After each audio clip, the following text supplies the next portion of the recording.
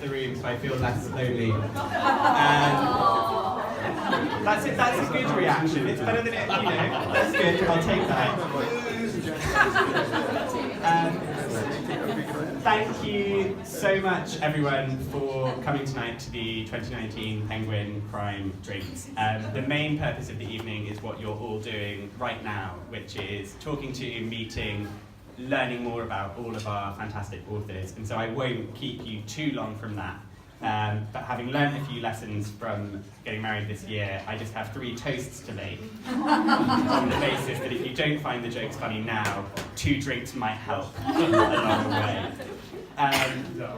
The first thing that I wanted to say is really to thank all of you for all the work and effort that you've put in to make this list happen. In the room we've got retailers, we've got reviewers, and I know that all of you are deluged with so many books from so many different people, and we so appreciate the hours that you put into reading them, to paying attention to them, to using all your critical faculties to bring them to the attention of the world, and we couldn't do what we do without you.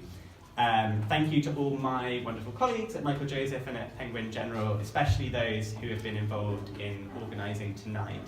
I've been told to give a shout out to the Pin the Dagger on the Penguin competition, which is over there. I'm told there is a glamorous prize. They haven't told me what it is, so I don't want to overpromise or underpromise. It could be very good. And I believe after much, after much discussion, the aim is to kill the penguin rather than to arm the penguin. So use that in your direction, such as you have. The second thing that I wanted to do is really celebrate the penguin side of the Penguin Crime Evening, because 2019 is something of a momentous year for us. A partnership that's gone back several decades is going to come to a sort of change point, and colleagues that we've had alongside us for a long, long time will geographically be going in a different direction next year. We've loved working. I'm from Michael Joseph. Probably should have said that at the beginning. Hello. I'm Joel. Michael Joseph and Penguin General will next year be going in their separate ways in the brave new world of Penguin Random House.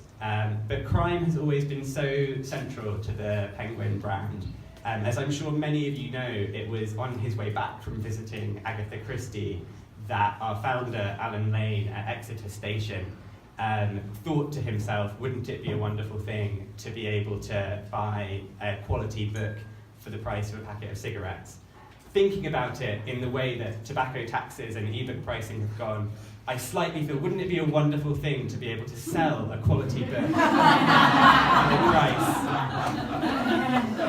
price? But of the first 10 Penguin books ever published back 85 years ago, I think, this year, 2 of them were crime novels from Agatha Christie and from, I've written this down, The Unpleasantness at the Bologna Club, which I'm sure you all know was Dorothy Alsayers. And not only those 2 brilliant books and brilliant writers, but over the years, the list has been home to the real sort of titans and founders in many ways of the genre. From Dashiell Hammett, Raymond Chandler, Arthur Conan Doyle's books have been republished under Penguin, all the way through to the more recent sort of thriller hits of the likes of John le Carré and Clive Cussler and Tom Clancy. It's a list with a huge amount of tradition and legacy, and we're all really proud to be part of that today and publishing the bestsellers literally of today in some cases and in other cases of tomorrow.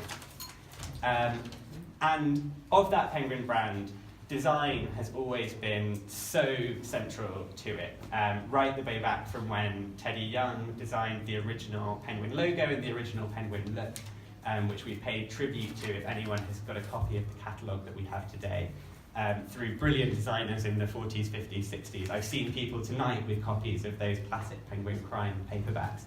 And so I do want to sort of end my speech on a slightly somber note, which, as many of you will know, we were all desperately sad this week to lose our colleague John Hamilton, the long-time art director of both Michael Joseph and especially in recent years of Penguin in general. I didn't have the pleasure of working with John that much or for that long, but I know him a great deal from his tremendous reputation, from the brilliant covers that he produced, including for a lot of the authors in this room, and most of all in the last 48 hours for the amazing tributes that have been paid by the friends that he left behind.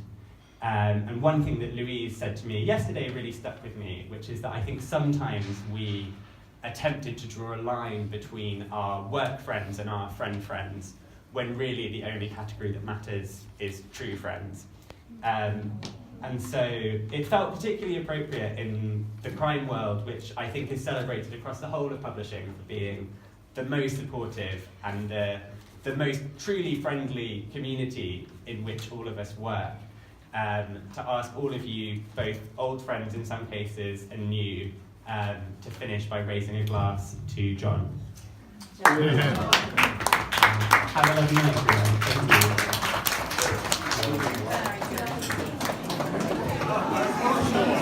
I didn't know you were still around.